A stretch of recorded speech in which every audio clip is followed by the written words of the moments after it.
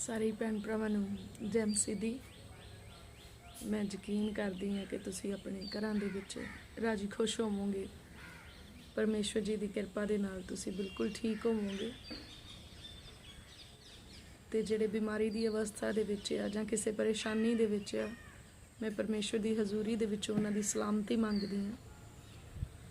ਔਰ ਜ਼ਰੂਰ ਜੇ ਤੁਸੀਂ ਆਪਣਾ ਭਰੋਸਾ ਪਰਮੇਸ਼ਵਰ ਦੇ ਉੱਤੇ ਰੱਖੋ ਤਾਂ ਪਰਮੇਸ਼ਵਰ ਜੀ ਤੁਹਾਨੂੰ ਤੁਹਾਡੇ ਹਰੇਕ ਦੁੱਖ ਦੇ ਵਿੱਚੋਂ ਬਾਹਰ ਕੱਢਣ ਦੇ ਲਈ ਸਾਮਰਥੀ ਹੈ। ਅੱਜ ਮੈਂ ਇੱਕ ਖਾਸ ਪੋਸਟ ਲੈ ਕੇ ਤੁਹਾਡੇ ਸਨਮੁਖ ਹੋਈ ਹਾਂ। ਜਿਵੇਂ ਤੁਸੀਂ ਪਿਛਲੇ ਦਿਨਾਂ ਦੇ ਵਿੱਚ ਦੇਖਿਆ ਹੀ ਆ ਕਿ ਜੋ ਕੁਛ ਪਰਮੇਸ਼ਵਰ ਜੀ ਦੇ ਵਚਨ ਦੇ ਦੁਆਰਾ ਪਹਿਲਾਂ ਹੀ ਆਪਾਂ ਨੂੰ ਜਿਹੜੀਆਂ ਵਾਰਨਿੰਗਸ ਦਿੱਤੀਆਂ ਗਈਆਂ ਸੀਗੀਆਂ, ਕੁਛ ਪ੍ਰੋਫੈਟਿਕ ਵਰਡਸ ਪਰਮੇਸ਼ਵਰ ਨੇ ਭੇਜੇ ਸੀਗੇ, ਜਿਨ੍ਹਾਂ ਨੂੰ ਤੁਸੀਂ ਪੂਰਾ ਹੁੰਦਿਆਂ ਦੇਖਿਆ ਔਰ ਪੂਰਾ ਹੋ ਰਿਹਾ ਆ। ਬਹੁਤ ਸਾਰੀਆਂ ਆਉਣ ਵਾਲੇ ਦਿਨਾਂ ਦੇ ਵਿੱਚ ਪੂਰੀਆਂ ਹੋਣਗੀਆਂ, ਕਿਉਂਕਿ ਪਰਮੇਸ਼ਵਰ ਆਪਣਾ ਵਚਨ ਭੇਜ ਕੇ ਸਾਨੂੰ ਆਉਣ ਵਾਲੀ ਤਬਾਹੀ ਤੋਂ ਬਚਾਉਂਦੇ ਆ। ਪਰਮੇਸ਼ਵਰ ਜੀ ਬਹੁਤ ਮਹਾਨ ਆ,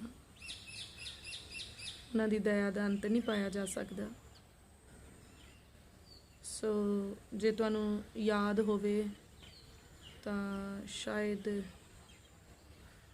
23 ਜਾਂ 26 ਮਾਰਚ ਆਈ ਥਿੰਕ ਸੋ ਕਿ ਇੱਥੇ ਕੀ ਕੋਈ ਡੇਟ ਸੀਗੀ ਜਦੋਂ ਆਪਾਂ ਆਪਣੇ ਦੁਬਈ ਵਾਲੀ ਚਰਚ ਦੇ ਨਾਲ ਲਾਈਵ ਸੀਗੇ ਪਾਸਟਰ ਹਲੂਨ ਜੀ ਹੋਣਾ ਦੇ ਨਾਲ। ਤੇ ਉਹਦੇ ਵਿੱਚ ਪਰਮੇਸ਼ਵਰ ਨੇ ਵਰਡ ਦਿੱਤੇ ਸੀਗੇ ਕਿ ਆਉਣ ਵਾਲੇ ਸਮਿਆਂ ਦੇ ਵਿੱਚ ਇੱਕ ਤੂਫਾਨ ਵੀ ਆਊਗਾ ਜਿਹੜਾ ਕਈ ਦੇਸ਼ਾਂ ਦੇ ਵਿੱਚੋਂ ਦੀ ਨਿਕਲੂਗਾ। ਤੇ ਤੁਸੀਂ ਦੇਖ ਸਕਦੇ ਆ ਕਿੱਦਾਂ ਸ਼ਾਇਦ ਤੋਤੇ ਸਾਈਕਲੋਨ ਉਹਦਾ ਨੇਮ ਹੈ ਉਸ ਤੂਫਾਨ ਦਾ, ਤੇ ਕਿਸ ਤਰੀਕੇ ਦੇ ਨਾਲ ਉਹਨੇ ਜਿਹੜੀ ਆ ਉਹ ਇੰਡੀਆ ਦੇ ਕਾਫੀ ਸਾਰੀਆਂ ਸਟੇਟਸ ਦੇ ਵਿੱਚ ਜਿਹੜੀ ਆ ਉਹ ਤਬਾਹੀ ਮਚਾਈ। ਹਾਲੇ ਹੋਰ ਬਹੁਤ ਕੰਟਰੀਜ਼ ਦੇ ਵਿੱਚ ਇੱਦਾਂ ਦਾ ਕਈ ਕੁਛ ਹੋਣਾ ਬਾਕੀ ਆ। ਇੰਡੀਆ ਦੇ ਵਿੱਚ ਵੀ ਅਜੇ ਹੋਰ ਬਹੁਤ ਸਾਰੀਆਂ ਚੀਜ਼ਾਂ ਹੋਣੀਆਂ ਆ। ਸੋ ਤੁਸੀਂ ਰਾਜਨੀਤੀ ਦੀ ਗੇਮ ਨੂੰ ਦੇਖਿਆ ਹੋਊਗਾ, ਉਹਦੇ ਵਿੱਚ ਇਹ ਵੀ ਦੱਸਿਆ ਗਿਆ ਸੀਗਾ। ਫਿਰ ਅਰਬ ਏਸ਼ੀਅਨ ਕੰਟਰੀਜ਼ ਦੀਆਂ ਆਪਸ ਵਿੱਚ ਲੜਾਈਆਂ ਔਰ ਵੱਡੇ ਪੱਧਰ ਦੀਆਂ ਲੜਾਈਆਂ ਜਿਹੜੀਆਂ ਹੈਰਾਨ ਕਰ ਦੇਣ ਵਾਲੀਆਂ ਲੜਾਈਆਂ ਹੋਣਗੀਆਂ। ਤੁਸੀਂ ਉਹਨੂੰ ਇਸਰਾਇਲ ਤੇ ਫਿਲਿਸਤੀਨ ਦੀ ਲੜਾਈ ਦੇਖ ਸਕਦੇ ਆ। ਸੋ ਅਸੀਂ ਚਾਹੁੰਦੇ ਨਹੀਂ ਆ ਕਿ ਇਹ ਸਾਰੀਆਂ ਚੀਜ਼ਾਂ ਹੋਣ, ਇਹਦੇ ਵਿੱਚ ਕੋਈ ਚਾਅ ਨਹੀਂ ਆ ਕਿ ਪਰਮੇਸ਼ਵਰ ਨੇ ਸਾਨੂੰ ਵਰਡ ਦਿੱਤਾ ਤੇ ਅਸੀਂ ਬਹੁਤ ਖੁਸ਼ ਹਾਂ ਕਿ ਉਹ ਹੋ ਗਿਆ। ਮੇਰੇ ਭੈਣੋ ਭਰਾਵੋ, ਸਾਨੂੰ ਸੁਚੇਤ ਰਹਿਣ ਦੀ ਜ਼ਰੂਰਤ ਆ। ਕਦੀ ਵੀ ਕਿਸੇ ਚੀਜ਼ ਨੂੰ ਮਜ਼ਾਕ ਵਿੱਚ ਨਾ ਉਡਾਓ। ਐਕਚੁਅਲ ਦੇ ਵਿੱਚ ਤੁਹਾਡਾ ਵੀ ਕਸੂਰ ਨਹੀਂ ਆ। ਬਹੁਤ ਸਾਰੀਆਂ ਚੀਜ਼ਾਂ ਇਸ ਸੰਸਾਰ ਦੇ ਵਿੱਚ ਇਹੋ ਜਿਹੀਆਂ ਹੋਣ ਲੱਗ ਗਈਆਂ ਆ ਕਿ ਬਹੁਤ ਸਾਰੇ ਲੋਕਾਂ ਨੇ ਪਰਮੇਸ਼ਵਰ ਦਾ ਮਜ਼ਾਕ ਬਣਾ ਕੇ ਰੱਖ ਦਿੱਤਾ। ਔਰ ਬਹੁਤ ਸਟੂਪਿਡ ਚੀਜ਼ਾਂ ਜਿਹੜੀਆਂ ਆ ਉਹ ਕਹਿ ਦਿੱਤੀਆਂ ਜਾਂਦੀਆਂ ਜਿਨ੍ਹਾਂ ਦਾ ਕੋਈ ਸਿਰ ਮੂੰਹ ਨਹੀਂ ਹੁੰਦਾ, ਜਿਹੜੀਆਂ ਬਾਈਬਲ ਦੇ ਨਾਲ ਨਹੀਂ ਰਲਦੀਆਂ, ਤੇ ਫਿਰ ਅੱਗੇ ਜਾ ਕੇ ਉਹ ਇੱਕ ਮਜ਼ਾਕ ਦਾ ਵਿਸ਼ਾ ਬਣ ਜਾਂਦਾ। ਪਰ ਤੁਸੀਂ ਪਹਿਚਾਣ ਸਕਦੇ ਆ ਸੱਚ ਕੀ ਤੇ ਝੂਠ ਕੀ ਆ। ਤੁਸੀਂ ਇਸ ਲਈ ਉਹਨਾਂ ਗੱਲਾਂ ਤੇ ਯਕੀਨ ਨਹੀਂ ਕਰਨਾ ਕਿ ਉਹ ਗੁਰਸ਼ਰਨ ਨੇ ਬੋਲੀਆਂ ਆ, ਪਰ ਇਸ ਲਈ ਯਕੀਨ ਕਰਨਾ ਜੇ ਉਹ ਪਵਿੱਤਰ ਬਾਈਬਲ ਦੇ ਵਿੱਚੋਂ ਤੁਹਾਨੂੰ ਉਹਦੇ ਰੈਫਰੈਂਸ ਮਿਲਣ ਤੇ ਉਹਦੇ ਨਾਲ ਮਿਲਦਾ ਜੁਲਦਾ ਤੁਹਾਨੂੰ ਉੱਥੇ ਪਤਾ ਲੱਗੇ ਕਿ ਹਾਂਜੀ ਇਹ ਚੀਜ਼ਾਂ ਜਿਹੜੀਆਂ ਆ ਪਰਮੇਸ਼ਵਰ ਦੇ ਵੱਲੋਂ ਆ ਦੱਸੀਆਂ ਜਾ ਰਹੀਆਂ ਔਰ ਇਹਨਾਂ ਦਾ ਜ਼ਿਕਰ ਜਿਹੜਾ ਆ ਪਵਿੱਤਰ ਬਾਈਬਲ ਦੇ ਵਿੱਚ ਵੀ ਕੀਤਾ ਗਿਆ ਆ। ਸੋ ਆਉਣ ਵਾਲਾ ਸਮਾਂ ਜਿਹੜਾ ਆ ਇੱਕ ਬਦਲਾਵ ਦਾ ਸਮਾਂ ਹੈ। ਇਹੋ ਜਿਹਾ ਬਦਲਾਵ ਜਿਹਦੇ ਵਿੱਚ ਮਨੁੱਖਾਂ ਦੇ ਰਹਿਣ ਸਹਿਣ ਦਾ ਤਰੀਕਾ ਬਦਲ ਜਾਊਗਾ, ਮਨੁੱਖਾਂ ਦੀ ਸੋਚ ਬਦਲ ਜਾਊਗੀ, ਸ਼ਾਇਦ ਮਨੁੱਖਾਂ ਦਾ ਖਾਣ ਪੀਣ ਵੀ ਬਹੁਤ ਹੱਦ ਤੱਕ ਬਦਲ ਜਾਏ। ਤੁਸੀਂ ਕਹੋਗੇ ਅਸੀਂ ਤਾਂ ਰੋਟੀ ਖਾਂਦੇ ਆ ਤੇ ਹੁਣ ਸਾਡਾ ਵੀ ਕੀ ਬਦਲ ਜਾਣਾ ਹੈ ਨਾ। ਤਾਂ ਬੇਸ਼ੱਕ ਤੁਸੀਂ ਰੋਟੀ ਖਾਂਦੇ ਆ, ਪਰ ਆਉਣ ਵਾਲੇ ਸਮਿਆਂ ਦੇ ਵਿੱਚ ਬਹੁਤ ਸਾਰੇ ਸਪਲੀਮੈਂਟਸ ਜਿਹੜੇ ਆ, ਜਿਨ੍ਹਾਂ ਨੂੰ ਫੂਡ ਸਪਲੀਮੈਂਟਸ ਕਹਿ ਦਿੱਤਾ ਜਾਂਦਾ, ਜਾਂ ਕਹਿ ਲਓ ਵੀ ਦਵਾਈਆਂ ਕਹਿ ਸਕਦੇ ਆ, ਜਿਹੜੀਆਂ ਬਾਡੀ ਨੂੰ ਊਰਜਾ ਦਿੰਦੀਆਂ ਜਾਂ ਹੋਰ ਬਹੁਤ ਸਾਰੀਆਂ ਕਮੀਆਂ ਨੂੰ ਦੂਰ ਕਰਦੀਆਂ, ਬਹੁਤ ਸਾਰੇ ਸਪਲੀਮੈਂਟਸ ਦੇ ਉੱਤੇ ਲੋਕਾਂ ਨੇ ਡਿਪੈਂਡ ਹੋ ਜਾਣਾ ਆ, ਬਹੁਤ ਜ਼ਿਆਦਾ। ਔਰ ਹਰ ਡਾਈਨਿੰਗ ਟੇਬਲ ਦੇ ਉੱਤੇ ਸਪਲੀਮੈਂਟਸ ਤੁਹਾਨੂੰ ਮਿਲਣਗੇ, ਇੰਡੀਆ ਦੇ ਵਿੱਚ ਵੀ, ਬਾਹਰ ਵੀ ਤੇ ਇੰਡੀਆ ਦੇ ਵਿੱਚ ਵੀ। ਬਹੁਤ ਜਿੱਦਾਂ ਹੁਣ ਵੈਕਸੀਨੇਸ਼ਨ ਹੋ ਰਹੀ ਆ, ਇਸੇ ਤਰੀਕੇ ਦੇ ਨਾਲ ਹੋਰ ਵੀ ਬਹੁਤ ਸਾਰੇ ਤਰ੍ਹਾਂ ਦੇ ਦਵਾਈਆਂ ਆ ਜਿਹੜੀਆਂ ਉਹ ਵੈਕਸੀਨ ਦੇ ਰਾਹੀਂ ਸਾਡੇ ਅੰਦਰ ਪਾਈਆਂ ਜਾਣਗੀਆਂ ਆਉਣ ਵਾਲੇ ਦਿਨਾਂ ਦੇ ਵਿੱਚ। ਸਿਰਫ ਕਰੋਨਾ ਵਾਇਰਸ ਦਾ ਕਰਕੇ ਨਹੀਂ, ਉਹਦੇ ਪਿੱਛੇ ਹੋਰ ਬਹੁਤ ਸਾਰੇ ਰੀਜ਼ਨਸ ਆ। ਸ਼ਾਇਦ ਜੇ ਮੈਂ ਉਹਨਾਂ ਰੀਜ਼ਨਸ ਨੂੰ ਖੋਲ ਕੇ ਦੱਸਾਂ, ਮੇਰਾ ਚੈਨਲ ਬਲੌਕ ਕੀਤਾ ਜਾਏ ਜਾਂ ਮੇਰੇ ਬੋਲਣ ਤੇ ਰੋਕ ਲਗਾ ਦਿੱਤੀ ਜਾਏ, ਤੇ ਮੈਂ ਚਾਹੁੰਦੀ ਹਾਂ ਕਿ ਜਿੱਦਾਂ ਵਚਨ ਦੇ ਵਿੱਚ ਲਿਖਿਆ ਆ ਕਿ ਜਿਹਦੇ ਕੰਨ ਆ ਉਹ ਸੁਣੇ ਕਿ ਆਤਮਾ ਕਲੀਸਿਆ ਨੂੰ ਕੀ ਆਖਦਾ ਆ, ਤਾਂ ਜ਼ਰੂਰ ਪਰਮੇਸ਼ਵਰ ਤੁਹਾਨੂੰ ਬੁੱਧ ਦੇਣ ਕਿ ਤੁਸੀਂ ਇਹਨਾਂ ਹੈਡਲਾਈਨਸ ਦੇ ਰਾਹੀਂ ਜਾਂ ਇਹਨਾਂ ਇਸ਼ਾਰਿਆਂ ਦੇ ਰਾਹੀਂ ਤੁਸੀਂ ਉਹਨਾਂ ਭੇਤਾਂ ਨੂੰ ਸਮਝੋ, ਜਿਹੜੇ ਭੇਤਾਂ ਦੇ ਬਾਰੇ ਵਿੱਚ ਪਵਿੱਤਰ ਆਤਮਾ ਸਾਨੂੰ ਸੁਚੇਤ ਕਰਨਾ ਚਾਹੁੰਦਾ ਹੈ। ਕਿਉਂਕਿ ਇਹ ਸੋਸ਼ਲ ਮੀਡੀਆ ਇੱਕ ਬਹੁਤ ਵਧੀਆ ਸੋਰਸ ਆ, ਜਿਹਦੇ ਰਾਹੀਂ ਅਸੀਂ ਪਰਮੇਸ਼ਵਰ ਦਾ ਜਿਹੜਾ ਵਚਨ ਆ ਉਹ ਦੁਨੀਆ ਦੇ ਬਹੁਤ ਹਿੱਸਿਆਂ ਤੱਕ, ਸਗੋਂ ਸਾਰੀ ਦੁਨੀਆ ਦੇ ਵਿੱਚ ਇਹਦੇ ਰਾਹੀਂ ਆਪਾਂ ਫੈਲਾ ਸਕਦੇ ਹਾਂ। ਤੇ ਆਪਾਂ ਨੂੰ ਇਹ ਚੀਜ਼ਾਂ ਜਿਹੜੀਆਂ ਆ, ਇਹ ਸੋਰਸਸ ਜਿਹੜੇ ਆ, ਇਹ ਆਪਾਂ ਨੂੰ ਬੜੀ ਸਮਝਦਾਰੀ ਦੇ ਨਾਲ ਇਸਤੇਮਾਲ ਕਰਨੇ ਪੈਣੇ ਆ। ਮੈਂ ਇੱਦਾਂ ਕਹਿ ਸਕਦੀ ਹਾਂ ਕਿ ਮਨੁੱਖ ਤਾਂ ਹੋਊਗਾ, ਪਰ ਇੱਕ ਲਹੂ ਤੇ ਮਾਸ ਵਾਲਾ ਰੋਬੋਟ ਬਣ ਜਾਊਗਾ, ਜਿਹਨੂੰ ਆਪਣੀ ਇੱਛਾ ਦੇ ਨਾਲ ਨਹੀਂ, ਮਤਲਬ ਮਨੁੱਖ ਆਪਣੀ ਇੱਛਾ ਦੇ ਨਾਲ ਨਹੀਂ, ਪਰ ਕਿਸੇ ਦੀ ਇੱਛਾ ਦੇ ਅਨੁਸਾਰ ਉਹ ਚਲਾਇਆ ਜਾਊਗਾ। ਸੋ ਪਲੀਜ਼ ਜਿਹੜੇ ਬਾਈਬਲ ਪੜ੍ਹਦੇ ਆ ਸ਼ਾਇਦ ਉਹੀ ਸਮਝਣ, ਦੂਜਿਆਂ ਦੀ ਸਮਝ ਤੋਂ ਇਹ ਬਾਹਰ ਵੀ ਹੋ ਸਕਦਾ, ਪਰ ਪਰਮੇਸ਼ਵਰ ਚਾਹੇ ਤਾਂ ਉਹਨਾਂ ਦੀ ਸਮਝ ਦੇ ਵਿੱਚ ਵੀ ਇਹ ਪੈ ਸਕਦਾ ਆ। ਤੁਸੀਂ ਇਹਨੂੰ ਸਮਝਣ ਦੀ ਕੋਸ਼ਿਸ਼ ਜ਼ਰੂਰ ਕਰਿਓ, ਔਰ ਪਰਮੇਸ਼ਵਰ ਦੇ ਅੱਗੇ ਪ੍ਰਾਰਥਨਾ ਕਰਿਓ ਕਿ ਪ੍ਰਭੂ ਜੀ ਉਹਨਾਂ ਚੀਜ਼ਾਂ ਨੂੰ ਖੋਲ ਕੇ ਤੁਹਾਡੇ ਉੱਤੇ ਪ੍ਰਗਟ ਕਰਨ। ਆਉਣ ਵਾਲੇ ਸਮਿਆਂ ਦੇ ਵਿੱਚ ਬਹੁਤ ਸਾਰੀਆਂ ਮੈਡੀਸਿਨਸ, ਦਵਾਈਆਂ, ਵੈਕਸੀਨੇਸ਼ਨਸ ਦੇ ਰਾਹੀਂ ਮਨੁੱਖਾਂ ਨੂੰ ਇੱਕ ਰੋਬੋਟ ਬਣਾ ਦਿੱਤਾ ਜਾਊਗਾ, ਇੱਕ ਕੰਟਰੋਲ ਦੇ ਵਿੱਚ ਕੀਤਾ ਜਾਊਗਾ। ਉਹਨਾਂ ਦੀ ਜਿੰਨੀ ਜਨਸੰਖਿਆ ਗਵਰਨਮੈਂਟ ਨੂੰ ਚਾਹੀਦੀ ਆ, ਉਨੀ ਜਨਸੰਖਿਆ ਜਿਹੜੀ ਆ ਉਹ ਆਪਣੇ ਹਿਸਾਬ ਦੇ ਨਾਲ ਸੈੱਟ ਕਰ ਲੂਗੇ। ਬਹੁਤ ਸਾਰੀਆਂ ਇਹੋ ਜਿਹੀਆਂ ਇਨਵਿਜ਼ੀਬਲ ਚੀਜ਼ਾਂ ਆ ਜਿਹੜੀਆਂ ਦਿਖਾਈ ਨਹੀਂ ਦਿੰਦੀਆਂ, ਪਰ ਕੰਮ ਬਹੁਤ ਜ਼ਬਰਦਸਤ ਕਰਦੀਆਂ ਆ। ਇੱਕ ਤਾਂ ਨੈਚੁਰਲ ਹੁੰਦੀਆਂ, ਪਰ ਕੁਝ ਮੈਨ ਮੇਡ ਹੁੰਦੀਆਂ ਜਿਹੜੀਆਂ ਇਨਸਾਨਾਂ ਦੇ ਦੁਆਰਾ ਬਣਾਈਆਂ ਜਾਂਦੀਆਂ ਆ। ਤੇ ਉਹ ਇਨਵਿਜ਼ੀਬਲ ਚੀਜ਼ਾਂ ਇਨਸਾਨਾਂ ਦੇ ਦੁਆਰਾ ਬਣਾ ਲਈਆਂ ਗਈਆਂ ਆ। ਜੇ ਮੇਰੇ ਹੱਥ ਵਿੱਚ ਇੱਕ ਖਾਲੀ ਡੱਬੀ ਹੋਵੇ, ਉਹਦੇ ਵਿੱਚ ਕੁਝ ਵੀ ਨਜ਼ਰ ਨਾ ਆਏ, ਤਾਂ ਮੈਂ ਡੱਬੀ ਤੁਹਾਡੇ ਸਾਹਮਣੇ ਖੋਲ ਦਿਆਂ, ਤੁਹਾਨੂੰ ਕੋਈ ਇਤਰਾਜ਼ ਨਹੀਂ ਹੋਣਾ। ਖਾਲੀ ਡੱਬੀ ਆ, ਤੁਹਾਨੂੰ ਕੁਝ ਨਜ਼ਰ ਨਹੀਂ ਆਇਆ, ਮੈਂ ਕਿਸੇ ਨੂੰ ਕੁਝ ਖਾਣ ਲਈ ਨਹੀਂ ਦਿੱਤਾ, ਮੈਂ ਕਿਸੇ ਨੂੰ ਕੁਝ ਪੀਣ ਦੇ ਲਈ ਨਹੀਂ ਦਿੱਤਾ, ਪਰ ਉਹ ਤੁਹਾਡੀਆਂ ਅੱਖਾਂ ਦਾ ਧੋਖਾ ਆ, ਉਹ ਖਾਲੀ ਨਹੀਂ ਆ, ਉਹਦੇ ਵਿੱਚ ਕੁਝ ਹੈ। ਉਹਦੇ ਅੰਦਰ ਇੱਕ ਇਹੋ ਜਿਹੀ ਹਵਾ ਆ ਜਿਹਦੇ ਵਿੱਚ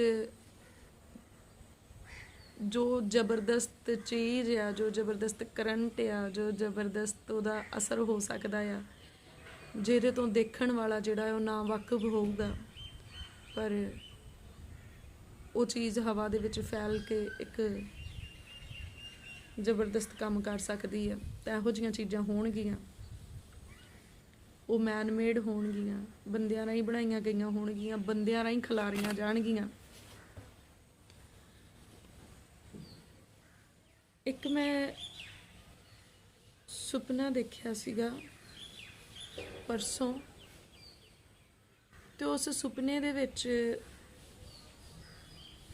ਥੋੜਾ ਕਨਫਿਊਜ਼ਨ ਜਿਹੀ ਵਾਲਾ ਸੀਗਾ। ਮੈਂ ਉਹਦੇ ਲਈ ਕਨਫਰਮ ਨਹੀਂ ਆ ਕਿ ਉਹ ਐਗਜ਼ੈਕਟ ਦੇ ਵਿੱਚ ਉਹਦਾ ਕੀ ਹਿਸਾਬ ਕਿਤਾਬ ਸੀਗਾ, ਪਰ ਉਹ ਸੁਪਨਾ ਇੱਦਾਂ ਸੀਗਾ ਵੀ ਜਿੱਦਾਂ ਇੱਕ ਪਿਆਲਾ ਆ ਤੇ ਉਹਦੇ ਵਿੱਚ ਜਿੱਦਾਂ ਕੁਛ ਜਲ ਬੇਸ ਵਾਲਾ ਕੁਛ ਲਿਕੁਇਡ ਆ ਜਿਹੜਾ ਪੀਣ ਨੂੰ ਆ, ਹਨਾ। ਕੁਛ ਲਿਕੁਇਡ ਆ, ਇੱਕ ਕੋਲੇ ਵਾਂਗ ਇੱਕ ਪਿਆਲੇ ਜਿਹੇ ਦੇ ਵਿੱਚ ਡੂੰਘਾ ਜਿਹਾ ਆ, ਉਹਦੇ ਵਿੱਚ ਇੱਕ ਲਿਕੁਇਡ ਆ ਜਿਹੜਾ ਰੈੱਡ ਕਲਰ ਦਾ ਆ, ਪਰ ਉਹ ਜੈਲ ਵਰਗਾ ਆ, ਮਤਲਬ ਸੰਘਣਾ ਆ, ਕਾਫੀ ਸੰਘਣਾ ਆ, ਠੀਕ ਆ ਉਹ। ਤੇ ਉਹ ਸੈਨਿਕਾਂ ਨੂੰ ਪਿਆਇਆ ਜਾ ਰਿਹਾ ਆ,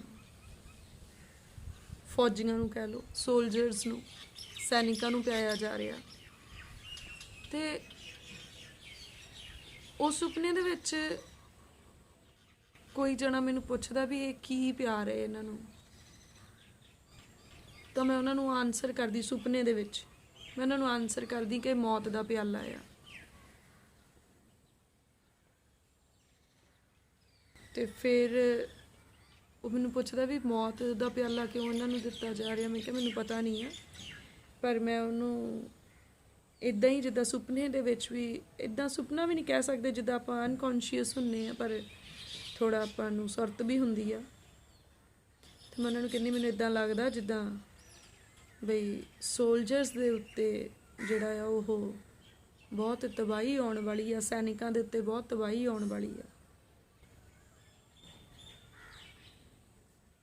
ਥੋੜ੍ਹੀ ਦੇਰ ਬਾਅਦ ਮੈਂ ਕਿਸੇ ਇੱਦਾਂ ਜਿੱਦਾਂ ਕਬਰ ਹੁੰਦੀ ਆ, ਕਬਰ ਮੀਨਸ ਇੱਦਾਂ ਨਹੀਂ ਕਿ ਉਹਦੇ ਵਿੱਚ ਕੁਛ ਦੱਬਿਆ ਹੋਇਆ, ਇੱਦਾਂ ਕਬਰ ਨਹੀਂ। ਕਈ ਵਾਰੀ ਹੁੰਦਾ ਕਿਸੇ ਦਾ ਸੰਸਕਾਰ ਕਰਨ ਦੇ ਬਾਅਦ ਵੀ ਉੱਥੇ ਪੱਥਰ ਲਾ ਦਿੱਤਾ ਜਾਂਦਾ ਵੀ ਇੱਥੇ ਫਲਾਣੇ ਦਾ ਸੰਸਕਾਰ ਕੀਤਾ ਗਿਆ ਸੀਗਾ, ਫਿਨਲ ਕੀਤਾ ਗਿਆ ਸੀਗਾ। ਤੇ ਕੋਈ ਇਹੋ ਜਿਹੀ ਜਗ੍ਹਾ ਆ, ਉਸ ਜਗ੍ਹਾ 'ਤੇ ਮੈਂ ਖੜੀ ਸੀਗੀ, ਔਰ ਕਾਫੀ ਲੋਕ ਵੀ ਸੀਗੇ ਉਸ ਜਗ੍ਹਾ 'ਤੇ, ਕੋਈ 15-20 ਲੋਕ ਵੀ ਸੀਗੇ। ਤਾਂ ਉਸ ਜਗ੍ਹਾ 'ਤੇ ਮੈਂ ਉਹਨਾਂ ਨੂੰ ਦੱਸ ਰਹੀ ਸੀਗੀ ਕਿ ਇਹ ਜਿਹਦੇ ਨਾਮ ਦਾ ਇੱਥੇ ਲੱਗਿਆ ਆ ਉਹ ਬੰਦਾ ਤਾਂ ਜੀਂਦਾ ਆ, ਉਹ ਤਾਂ ਮੈਨੂੰ ਮਿਲਿਆ ਸੀਗਾ, ਔਰ ਇਹ ਕਿਸੇ ਹੋਰ ਦੀ ਲਾਸ਼ ਸਾੜ ਦਿੱਤੀ ਗਈ ਆ, ਪਰ ਉਹ ਕਹਿੰਦੇ ਵੀ ਇਹ ਤਾਂ ਲਾਸ਼ ਪੈਕ ਹੋ ਕੇ ਆਈ ਸੀਗੀ।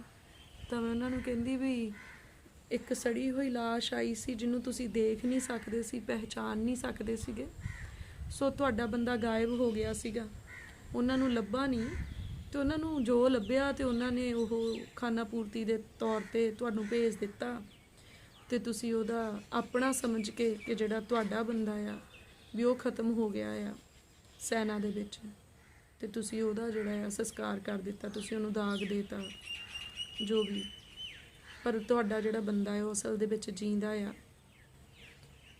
ਤਾਂ ਉਹਦੇ ਵਿੱਚ ਮੈਂ ਉਹਨਾਂ ਨੂੰ ਇਹ ਸਮਝਾਉਣ ਦੀ ਕੋਸ਼ਿਸ਼ ਕਰ ਰਹੀ ਸੀ ਉਸ ਸੁਪਨੇ ਦੇ ਵਿੱਚ ਕਿ ਬਹੁਤ ਕੁਝ ਗਲਤ ਹੋ ਰਿਹਾ ਆ,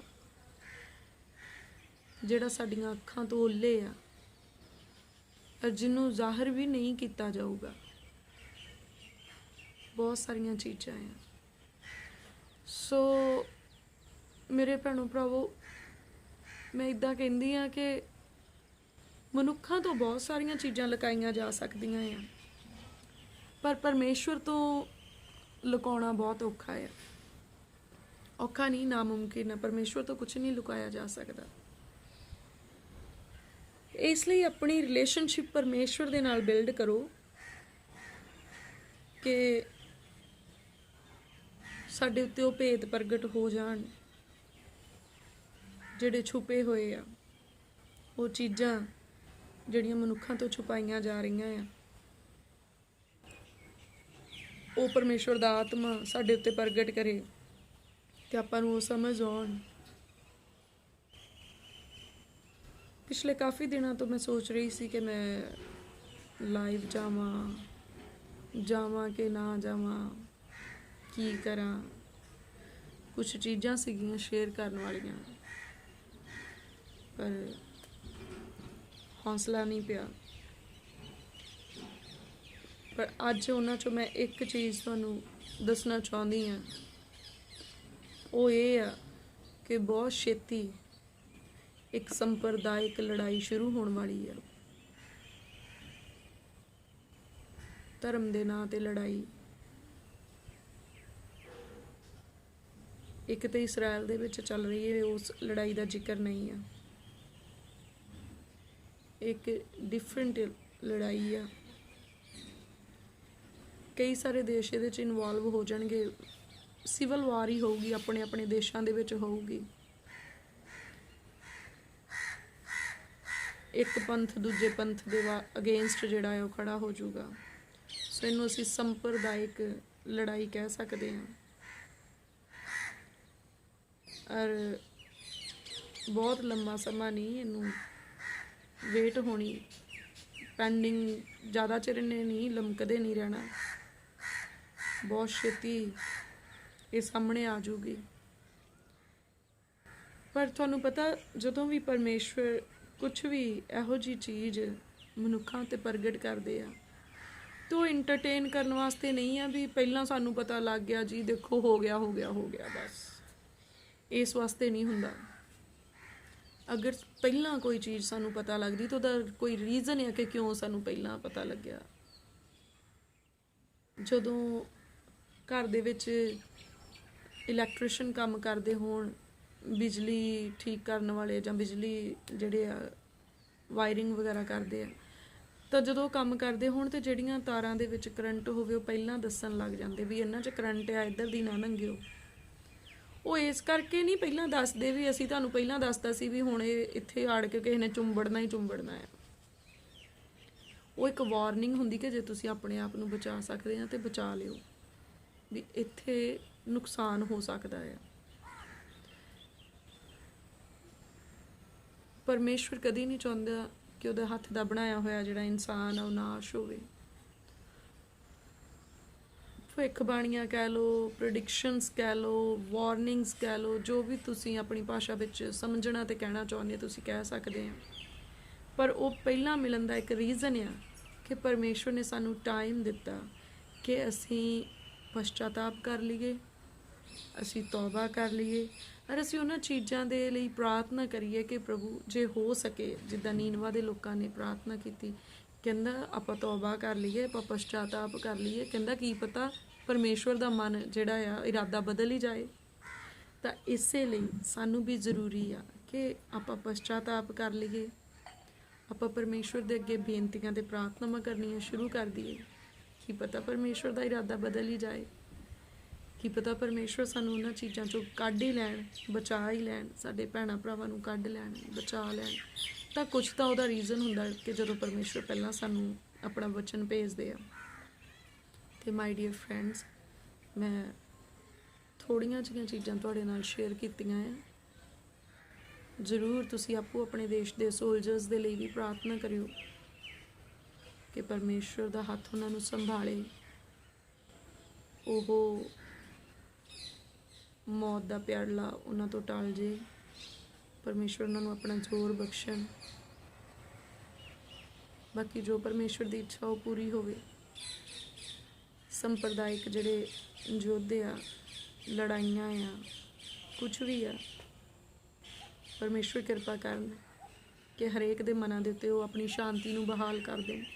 ਫਿਰ ਵੀ ਉਹ ਜਾਣੇ ਜੋ ਉਹਨੂੰ ਚੰਗਾ ਲੱਗਦਾ ਉਹਦਾ ਉਹ ਕਰਨ ਦੇ ਲਈ ਸਾਮਰਥੀ ਆ, ਪਰ ਉਹ ਆਪਣੀ ਇੱਛਾ ਦਾ ਮਾਲਕ ਆ। ਵਚਨ 'ਚ ਲਿਖਿਆ ਮਨੁੱਖ ਯੋਜਨਾ ਬਣਾਉਂਦਾ ਪਰ ਹੁੰਦਾ ਉਹ ਜੋ ਯਹੋਵਾ ਦੇ ਮਨ ਨੂੰ ਭਾਉਂਦਾ ਆ। ਪਰ ਸਾਡੇ ਤੱਕ ਉਹ ਵਰਡ ਪਹੁੰਚਿਆ, ਸਾਡੇ ਤੱਕ ਪਰਮੇਸ਼ਵਰ ਦੇ ਆਤਮਾ ਨੇ ਉਸ ਸੁਨੇਹੇ ਨੂੰ ਭੇਜਿਆ, ਤਾਂ ਜ਼ਰੂਰ ਸਾਡੇ ਲਈ ਪਰਮੇਸ਼ਵਰ ਦੀ ਕੋਈ ਡਿਊਟੀ ਆ। ਔਰ ਸਾਨੂੰ ਚਾਹੀਦਾ ਆ ਕਿ ਅਸੀਂ ਆਪਣੀ ਉਸ ਡਿਊਟੀ ਨੂੰ ਪੂਰੀਆਂ ਕਰੀਏ, ਅਸੀਂ ਪ੍ਰਾਰਥਨਾ ਦੇ ਵਿੱਚ ਲੱਗ ਜਾਈਏ, ਔਰ ਅਸੀਂ ਪਰਮੇਸ਼ਵਰ ਦੇ ਤਰਲੇ ਕਰ ਲਈਏ, ਬੇਨਤੀਆਂ ਕਰ ਲਈਏ, ਹਾੜੇ ਕੱਢ ਲਈਏ, ਆਪਣੀਆਂ ਗਲਤੀਆਂ ਦਾ ਇਕਰਾਰ ਕਰ ਲਈਏ, ਔਰ ਆਪਣੀ ਮੁਕਤੀ ਨੂੰ ਪੱਕਿਆਂ ਕਰ ਲਈਏ ਪਰਮੇਸ਼ਵਰ ਦੀ ਹਜ਼ੂਰੀ ਦੇ ਵਿੱਚੋਂ, ਤਾਂ ਜੋ ਸੁੱਖ ਦੇ ਦਿਨ ਸਾਡੀ ਜ਼ਿੰਦਗੀ ਦੇ ਵਿੱਚ ਆਉਣ। ਸੋ ਪਰਮੇਸ਼ਵਰ ਦਾ ਅਨੁਗ੍ਰਹਿ ਪਰਮੇਸ਼ਵਰ ਦੇ ਲੋਕਾਂ ਦੇ ਉੱਤੇ ਬਣਿਆ ਰਹੇ। ਜੈ ਮਸੀਹ ਦੀ।